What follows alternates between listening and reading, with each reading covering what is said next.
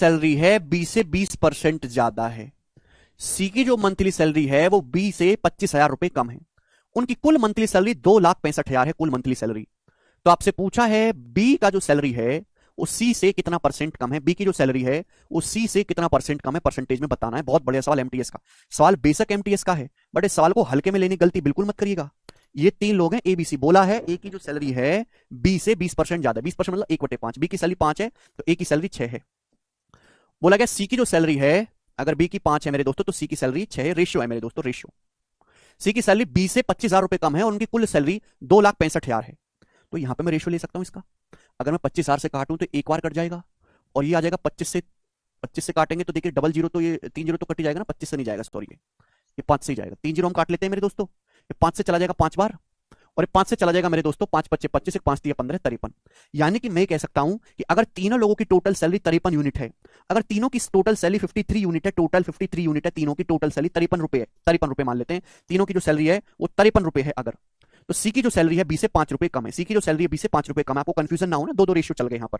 अगर total salary में कहता हूं मैं तो रेशियो पे काम कर लेता हूं। 53 रुपए है, रेशियो ले लिया। सी की सैलरी बी से 25,000 रुपए कम है, टोटल सैलरी 2,65,000, रेशियो ले लिया। टोटल अगर सैलरी 53 है तो सी की सैलरी बी से 5 रुपए कम है। तो आपसे पूछा बी की सैलरी सी से कितना परसेंट कम है, तो आपको यहां पे निकालना पड़ेगा मेरे प्यारे भाई। बताओ,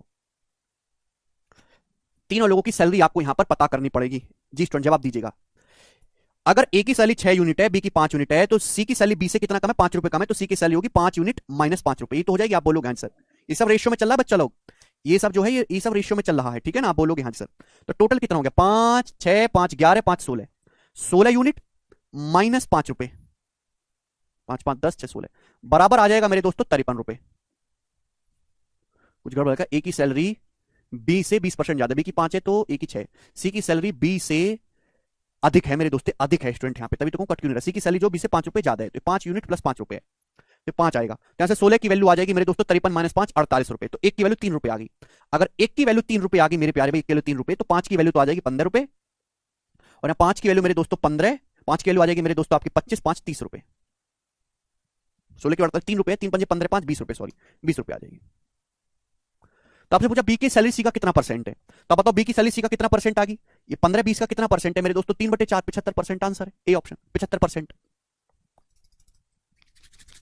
15